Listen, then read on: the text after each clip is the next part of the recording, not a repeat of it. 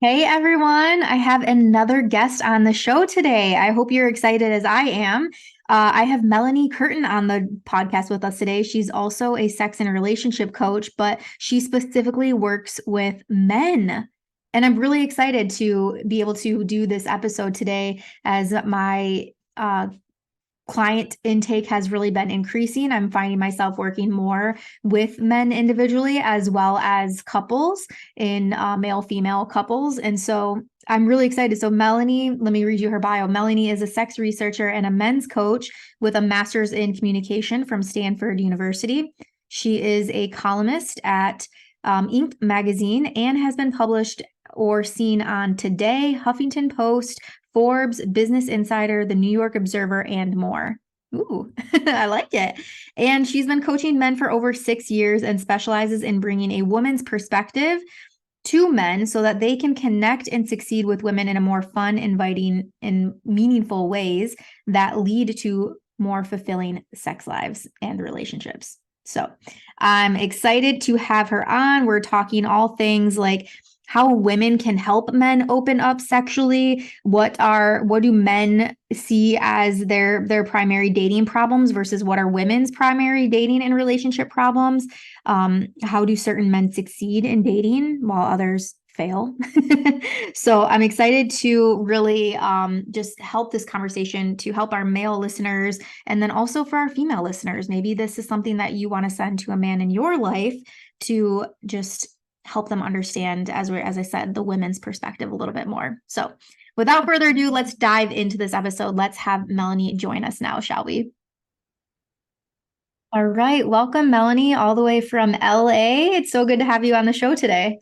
Yes, thanks for having me. Yes, you could definitely tell we're in different climates. You're in a nice little cute tank top, and I'm over here in leggings and sweatpants and fuzzy socks. So Yes, September is still very warm in California.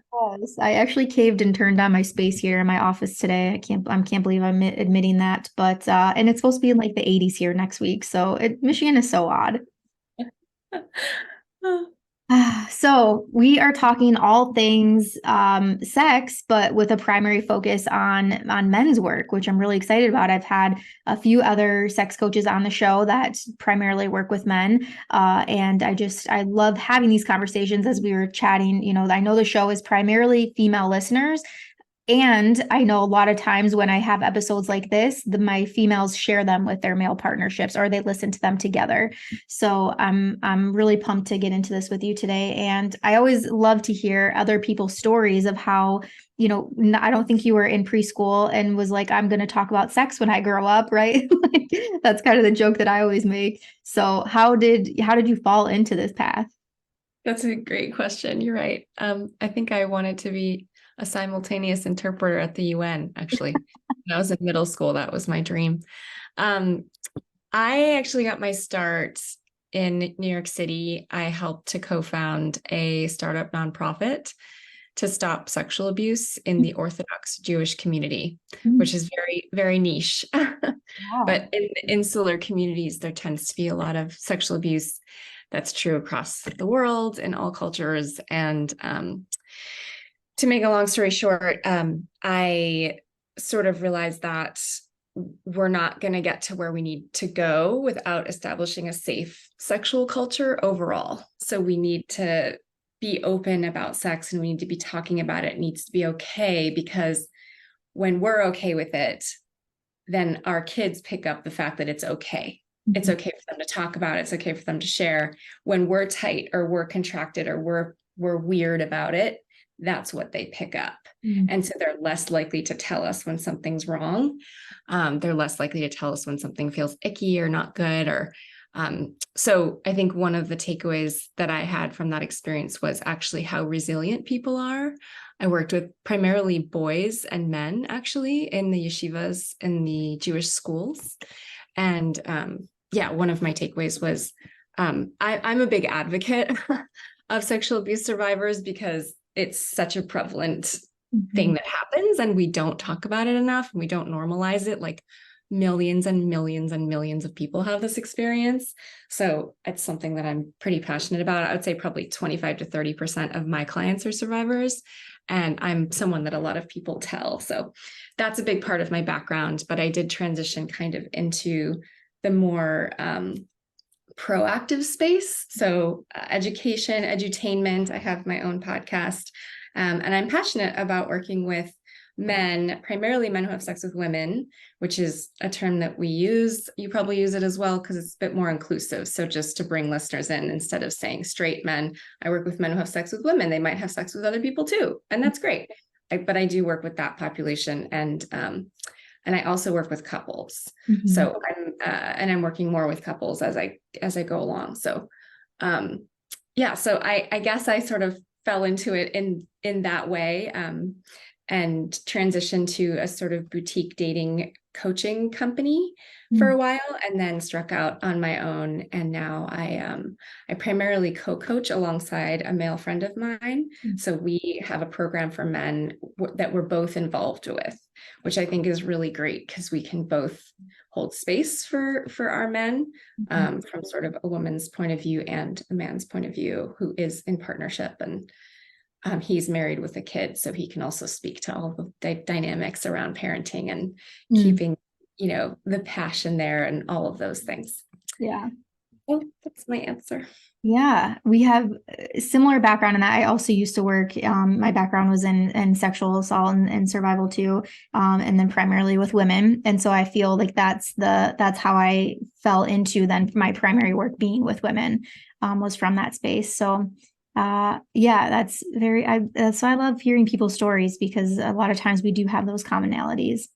So so let's dive into this. So working primarily with men who have sex with women, you hear the problems that they have, right? Like people are coming to you because they're wanting to fix some sort of challenge that they're having. So what would you say are some of the differences or similarities that you see amongst relationships that men are having versus what women are having? That's a great question.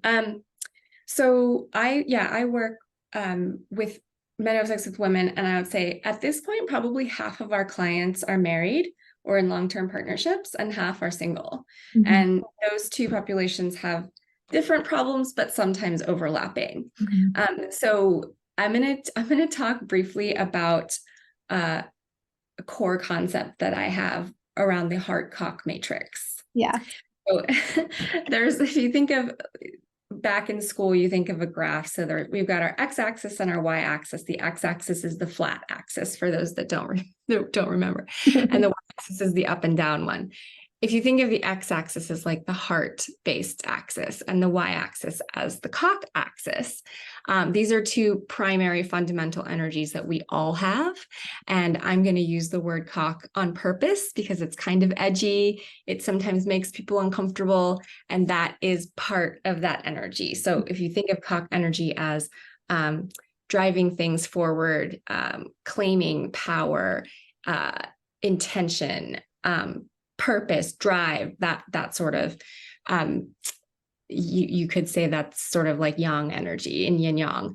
And then heart energy is more connection based, heart based, love, expression, holding space, gentleness, right? All of that. Mm-hmm. What I find is that all men fall somewhere on this graph, right? And so do all women, but I'm going to talk about men today. Mm-hmm. So all of us have both of these energies. I would like to emphasize that.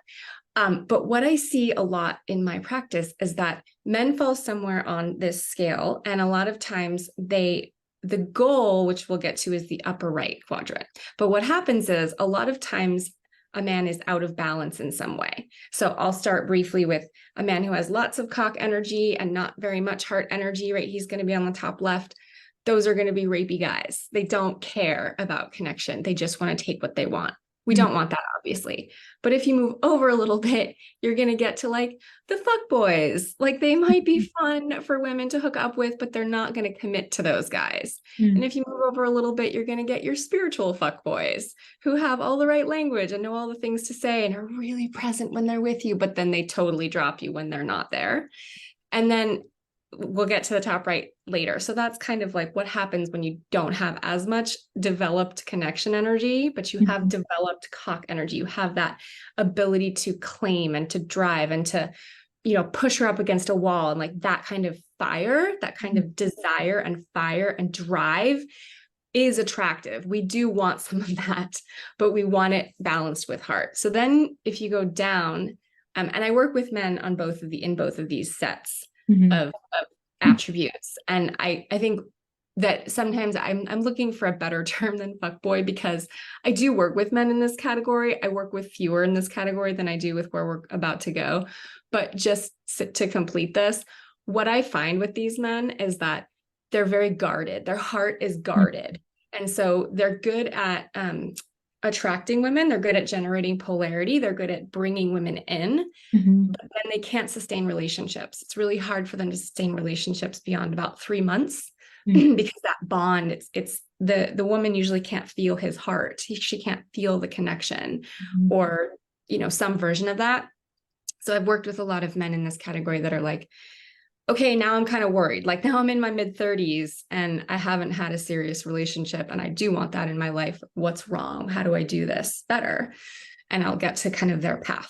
So then if you go down to the bottom right, this is where a lot of my clients are. Probably 70 to 80% of my clients are here. So these men have a lot of developed heart energy and not as much cock energy. And so these are nice guys, quote unquote, nice guys. Like a lot of these guys have people pleasing tendencies. They're really good guys. If they're single, sometimes they're like, all their friends are like, oh, I don't know why you're not in a relationship. You're such a nice guy. And on dates, often they'll get friend zoned. So there's connection. They don't have a problem with connection, but the passion, the drive, the spark, the chemistry, that those are the words like, I want that spark, that chemistry. And if they're in relationships, what you'll hear a lot, and I have some quotes from my sex research we can get to, but what women will say is, I need dominance. I want, they don't say it exactly like this, but it's like, I want more of you. I want your fiber. I want that part of you. I want raw energy, right? I want to be fucked sometimes. I don't just want to make love. And that language is even reflected in how these men talk about sexuality. So I've done a lot of qualitative interviews in addition to some of my more quantitative research. And the way that this group of men talks about it is they say, when my wife and I are intimate. So when we get physical, whereas the other men will say, when we have sex. So the actual language is often reflected in how comfortable you are around sexuality, which I'm sure you're totally aware of. You do everything you're saying so far. I'm like, yes. Like I'm loving this so far. So I used to joke that I can tell how much a man is fucking by whether he can say the word fuck. Like if you're comfortable saying the word, you're probably having more sex. If you're comfortable saying the word sex, you're probably having more sex. So yeah, I just wanted to emphasize that these archetypes aren't just single men. These are men in relationship as well. And so this group, the nice guy group, basically what we do in our program is we help men come up into the top right quadrant. So if they're more on the nice guy, we're increasing their cock energy. We're working with them around things like sexual shame to help them claim their power more. So really the spiritual path for these guys, the nice guys, is to claim their power, to own their power. And the spiritual path for the men in the top left is to open their heart. So for a lot of these men, all of these men have backgrounds of childhood neglect and or bullying. There are reasons why they are guarded, or there are reasons why they haven't stepped into their power. And those are legitimate reasons. So that's one of the things we talk about a lot, is just there's a reason that you are this way. And there's nothing wrong with that. We're just going to add more energy to the system and shift and transform some things and bring you up into that top right quadrant. And I've seen pretty amazing transformations. I think one of the best ones lately is we have a married guy who came to us probably at the beginning of the summer. And it's very gratifying working with men and witnessing transformation across the board. But I think especially for the men that are in relationship, it's like, oh, wow, they have a practice partner right there. So when we're dating, they have to wait for practice partners to come in. But this one man joined in large part because of these kinds of comments from his wife, right? His wife was like, I need more from you. I want more in the bedroom. And he was kind of like, I don't know what to do. Like, I don't know what to tell you, right? Like, I'm reading the books and I'm doing the things. And so I just sort of want to emphasize that it's not just about technique when we're talking Mhm. about sex. Like the cravings that women have aren't just about the technique, although technique is important and we can talk about that. But it was like, no, I want that power. I want to feel your power. Yeah. And you can't feel a man's power if he's not comfortable with his own power. If he doesn't want to go there, he can't go there with her. So anyway, so we worked with this guy for 4 months, and the other day his wife said, "I love the way you fuck me now." And I Aw. was like, oh my God, it's so romantic. Yeah. Most people, but for me, I was like, that's like the best thing that I've heard all day. Yeah. And I think it's a good, and sort of, it doesn't have to take a long time either. It can, depending on where someone's coming from. But I've seen a lot of big transformation in our men quickly, and then also over time, which Mhm. I'm pretty sure is probably true in your line of work as well. I Yeah. think, there's the last thing I would say about this is there's a certain passivity, there's a certain passive quality to this. I'm doing a little thing with if it's audio only, you can't hear, but this genre of men that we're talking about, right? The nice guy archetype. There's a certain passivity that I've seen a lot where they're waiting for permission from their woman or from life or from their job.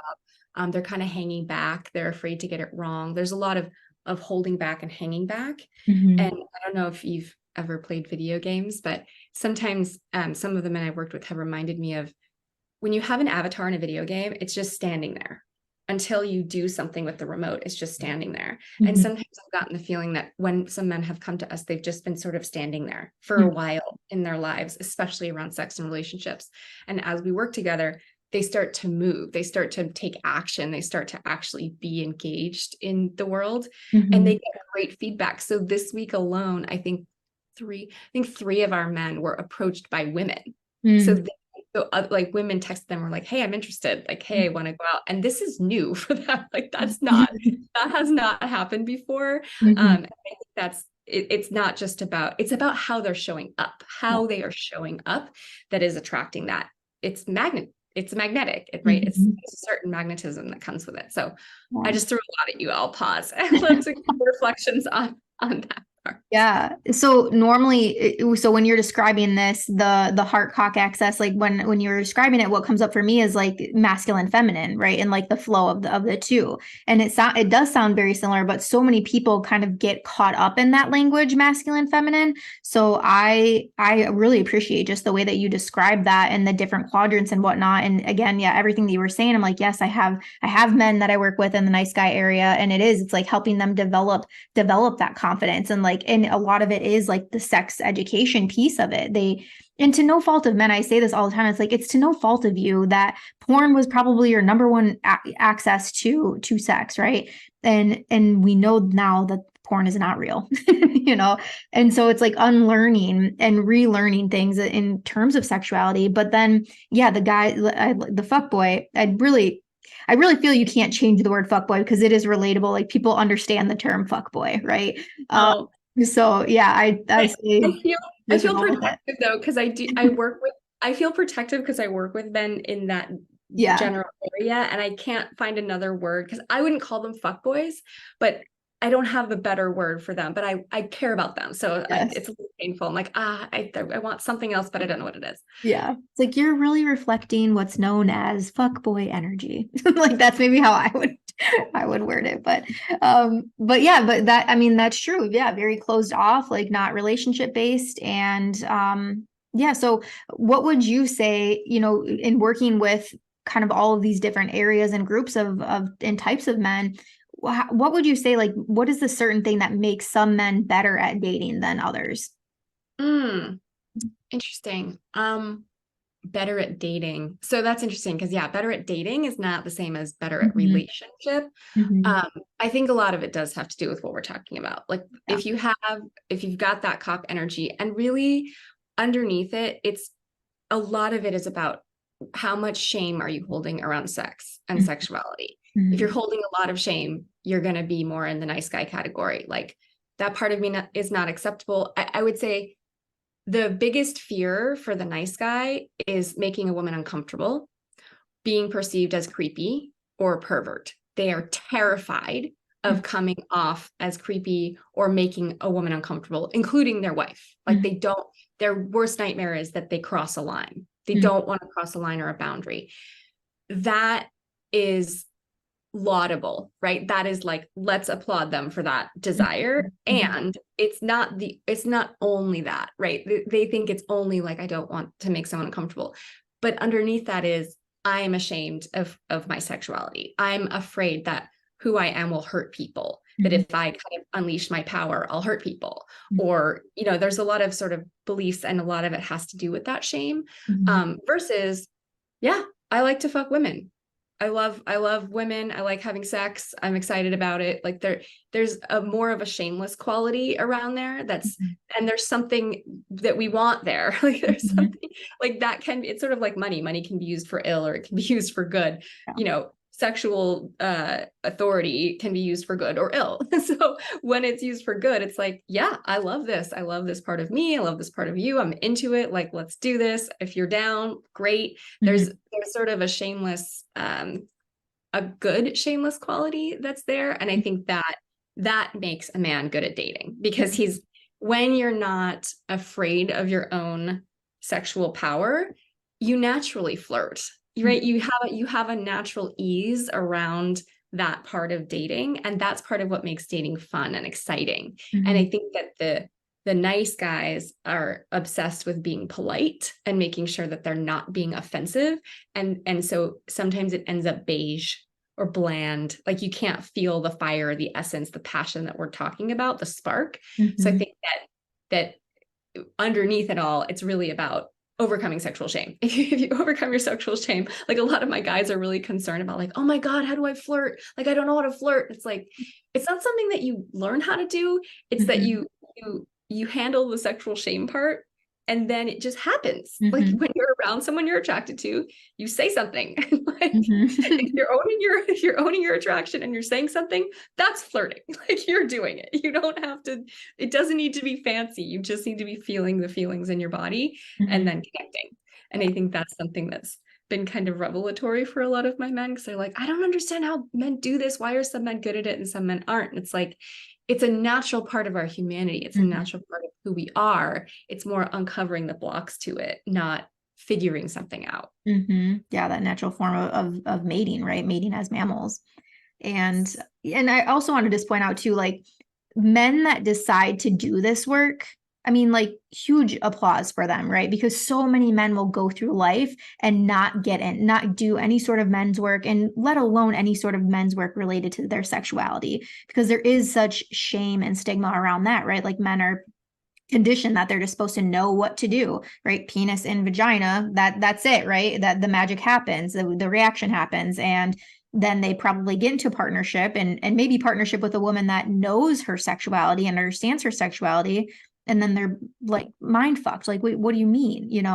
So I just wanted to mention that it's like, there's no shame in doing this work and to seek out this work. And I have so much respect for the men that do make their way to people like us, like, to want to do this work. So I agree. I think they're the modern warriors. I really do. I think this is the work that humanity needs. This is the cutting edge consciousness work. And I tell my men that all the time, that you are the modern warriors. And especially for the ones that are single, but even the ones in relationship, it's like, this is what women really want. What women really want is that top right quadrant. We want the men that are in their power and connected to their heart.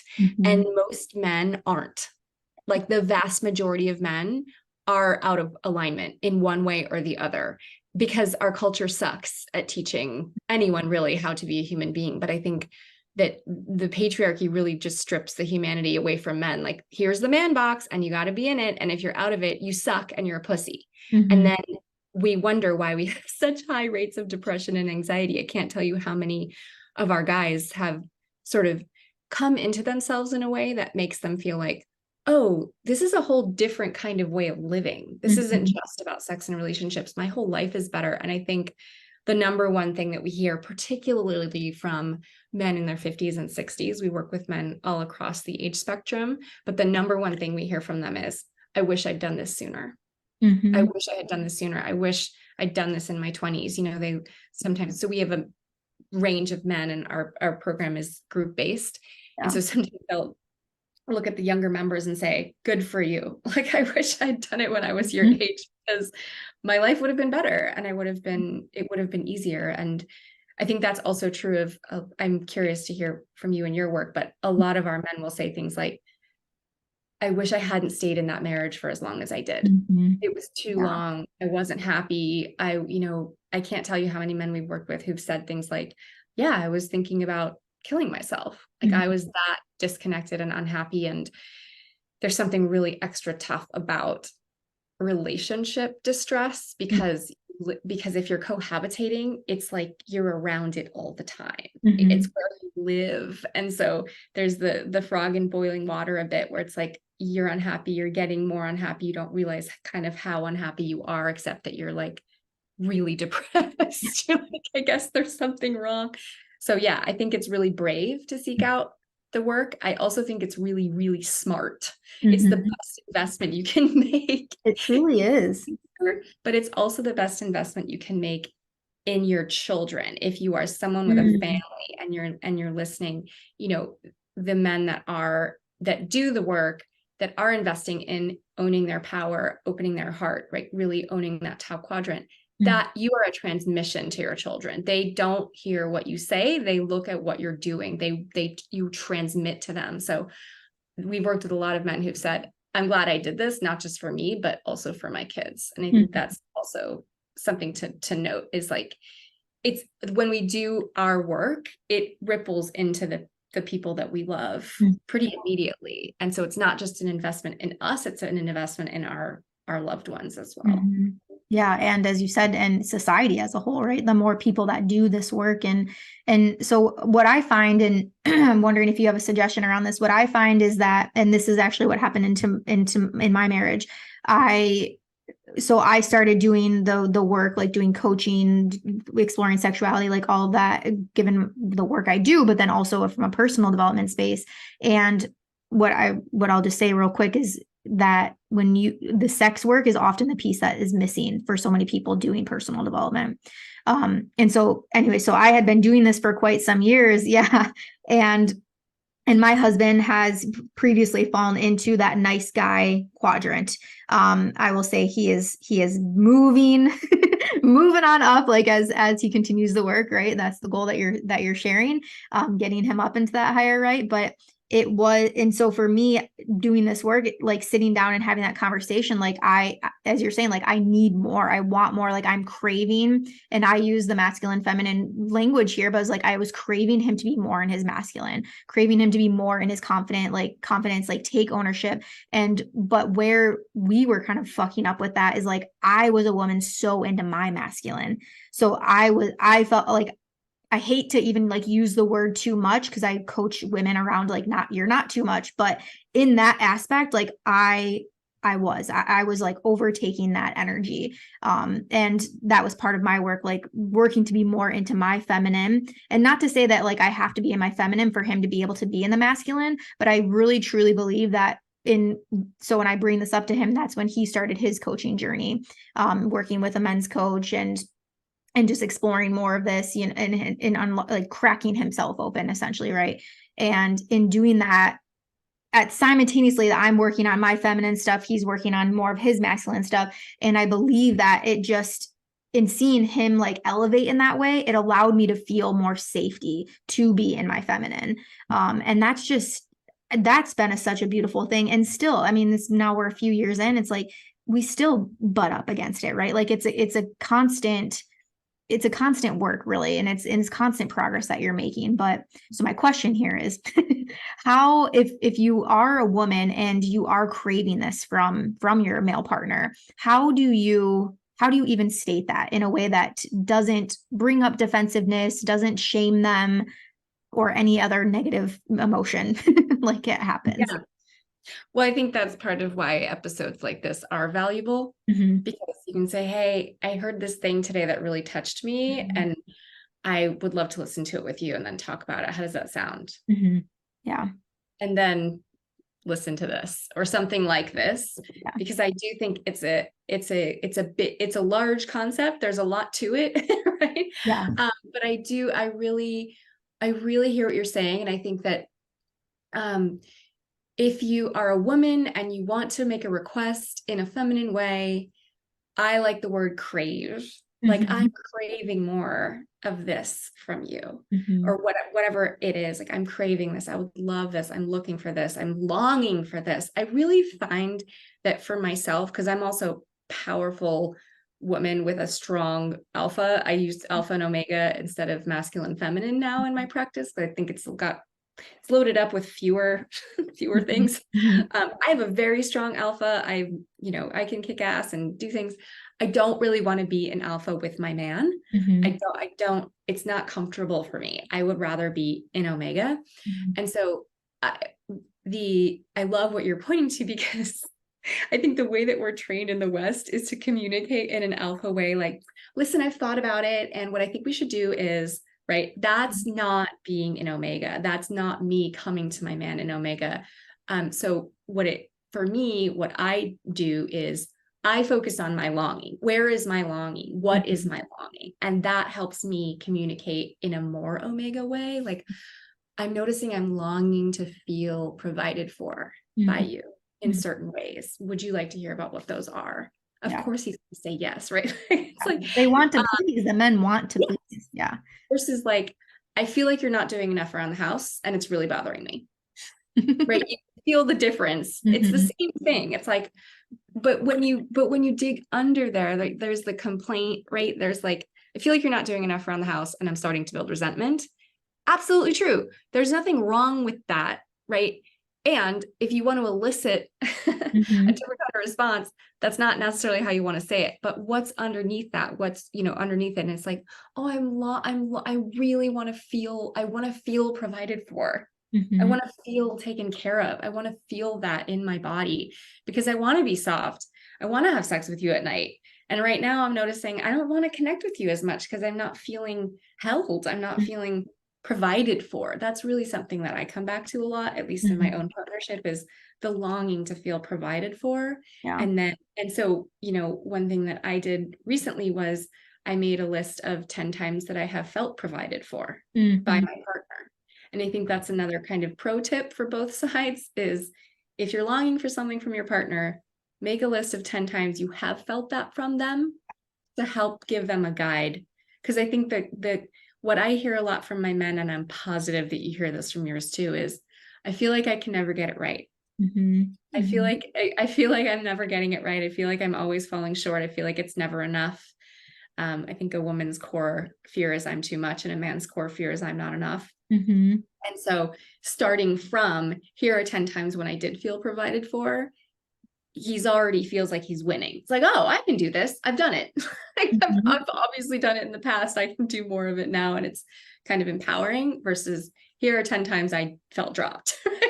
I'm not saying you don't share your upset or your hurt, but I think it can be centering for both parties to have like that feeling of like, here are times that I did feel provided for, or here are times I felt sexually claimed. If those are present in your partnership, if a man really is in this quadrant and you've never felt taken, you've never felt that sense of him claiming you, that might not be present. And that's okay too. Again, you come back to the craving and the longing, like, I'm wanting this experience. I'm craving this experience with you. And that's, going to come across differently than, I think we should do this thing because I want this. It's not, it doesn't have the same quality. Yeah. So many good points. And I know we're getting towards the end here, but I would like to ask one more question that is kind of on another track. But I hear a lot from male clients, like they're wanting to get their woman to open up sexually, or they're wanting their woman to have more sex with them. So how would you guide a man into helping that aspect for himself? Because as I always say, I'm like, you're never going to make somebody want to have sex with you, right? Yeah. Like, that's not the reality. So what is your take on this? Do your work. Do your work. If you are a man and you want your woman to have more sex with you, come work with me, work with Rachel, work with someone, because it's a lot of the time, it's about your energy and how you're showing up that is polarizing or not polarizing your woman. I also teach a streaming course called Please Her in Bed, which I created exactly around my sex research, because to your point, men don't have a lot of places to learn about sex other than porn. And it's not just about the technique. It's not just about the technique. So what I always say for men who have sex with women is, if you are a man who has sex with women and you want them to have pleasure, learn about sex from women. If you don't care about them having pleasure, okay. But I can tell you from my sex research that the number one problem for women, the number one sex problem for women is pain. So it's extremely likely that at some point when you've had sex with your woman, she has been in pain. And it's not just intercourse, right? It's also fingering and mouth. And I say that because women's bodies change over the course of the month, and they change over the course of their lives. And according to the research, most women aren't telling you, including your wife, she's not telling you when she's had pain, when she's been in pain, because she wants you to win. She wants you to feel good. She doesn't want to hurt your feelings. We can go into, that's honestly a whole other episode. But the takeaway is, if you want to help a woman open up sexually, do your own work first. It's not necessarily the only thing that needs to happen, but it is a big part of it. And I can tell you from a couple of the men that have taken my course, they were like, wow, yeah, she's making different noises. Like, she never made these noises before. Like, these are new noises. This feels like a real moan, not like how it was before. So I do think that there is physicality and technique that makes a difference, and the energetic that we're talking about, right? The heart and the cock. And if you are kind of a nice guy and you're embodying that energy, one thing that I find in terms of initiating sex is in the nice guy archetype, again, it'll be often kind of like waiting for permission, trying to find exactly the right time. You know, there's kind of like a holding back energy, and that's not as attractive for a lot of women versus more claiming. And so learning how to claim, like learning how to do that, learning how to own that part of yourself and remove any blocks to it as part of the work. But I remember one woman said, yeah, the way my husband asks for sex is he kind of pats me on the head. Like, and I was like, what? Like, I don't even understand what that is. But I think that's one example of, like, he doesn't know how else to do it. He's never learned or been taught. So he wants it, but he's kind of coming in like hey, are you like tapping you on the shoulder, like, hey, are you available? Is this okay? Is this a good time? And I'm not saying you do want to make sure it's a good time. I'm not saying that, but the energy behind it, there's a different way to do that. There's a way to have it feel different than that, to actually come with your whole self, rather than like this sort of like more closed or frightened place where you're sort of afraid of what's going to happen. So that would be my first response is do the work, actually do the work, get engaged, do your own work first. And then a lot of what I teach in my streaming course is how to create a safe sexual space for your woman. So I think a lot of the time in the discourse around this topic, you know, if something's not working for a woman, like the way that he fingers her hurts, which is an experience I've had many times. The discourse is like, oh, well, women should learn to speak up for themselves, right? They should stand up for themselves and they should say something. Realistically, looking at the research, that's pretty unlikely. There are definitely women who can do it. There are women who do it. A lot of women don't do it. So what I teach instead is how men can create a safe sexual space. And that includes in relationship. This is including long-term committed relationships, not just dating, but like part of what that sounds like is him saying proactively, listen, I always want to know if something's working or not working in our sex. If something hurts, doesn't feel good, I always want to know. And I always want to know when it does work. I love hearing what works. That is creating a space, which is very different from what happens when I ask a lot of men, like, have you talked to your wife about sex? And they're like, oh yeah. And then I ask them what actually happened. And they say, one time 5 years ago, I said, what do you like? And I'm like, that's not what I'm talking about. When I'm talking about creating a safe sexual space, I'm talking about you leading and inviting her in, which is, I always want to know, I want this to feel good for you. I always want to know what works and what doesn't. And then one of the things I teach in my course is how to ask winning questions, meaning you don't want to ask, is that good? Yeah. Because there's so much pressure for her to say yes. Like you don't want to ask binary questions. You want to ask open-ended questions like, how's that pressure? Because you're going to get some information. What you want is guidance. Yeah. One of the things I talk about a lot is that women's bodies are like cars. I'm going to set aside Tesla and other EVs for this example. But all cars have the same parts. They all have transmissions. They all have spark plugs. They all have steering wheels. They all have the same parts. But every car is different, right? Every car is a little different. This one pulls to the left. This one has a rear camera. This one doesn't. We kind of understand, like my car, and about you, my fob, you have to use the fob. Otherwise, this whole lock system goes off. Women are like that, right? We all have the same parts and we're all different. So what you're trying to do is learn your car. And I think what a lot of society teaches is either you're a good driver or you're not. Right? As a man, like either you're good at sex or you're not. That is not how it works. You are trying to learn this car. So you creating that space and inviting her into it is part of what creates that safety and part of what will help her have a lot more pleasure. And I'm talking about being married for 20 years too. Like a lot of women have held back and not told the truth because they don't want to offend you. They don't want to hurt your feelings. That is the number one reason when I asked women, like if you know, because I asked people, have you ever broken up with someone over the sex? And I thought more men than women would say yes. 49% of men said yes. I thought like 25% of women would say yes. It turned out to be 61% of women said yes. So the stakes are like higher than we think that they are. And when I asked people, did you talk to your partner about this? Why or why not? Most women said no, or they tried once and it didn't go well. So they need to try again. So again, the man opening up the space and inviting her into it, you're going to get a lot more information because she's pretty reticent to share because she doesn't want to offend you or upset you or hurt your feelings and then have to deal with, frankly, the fallout of that. And you might be a safe man to talk to, but many of us have had bad experiences or are really afraid of that, which there's a whole reason for that. But yeah. And I think again, it's going back to it's the energy exchange, right? It's not so much about the techniques, and yes, maybe you get to a point where you work on exploring kinks and techniques and all of that, but and the work, and I think it sounds like we're similar. It's like you have to get the structure down first, like that energetic structure, the masculine leadership, like like that, or alpha leadership is maybe what you would refer to it as, but that is the piece, that is the missing piece that I think that, like you said, women are craving, men are craving in some aspect, or they don't know that they're yet craving it, right, until they even learn it's a thing. So yeah, I mean, this conversation, I know this is going to get a lot of downloads. I will be definitely sharing this as a resource for people because thank you, Melanie, like just very well spoken, very just factual, like straight to the point, understandable. This was definitely incredible. So thank you again so much for coming on. Very flattering. Thank you.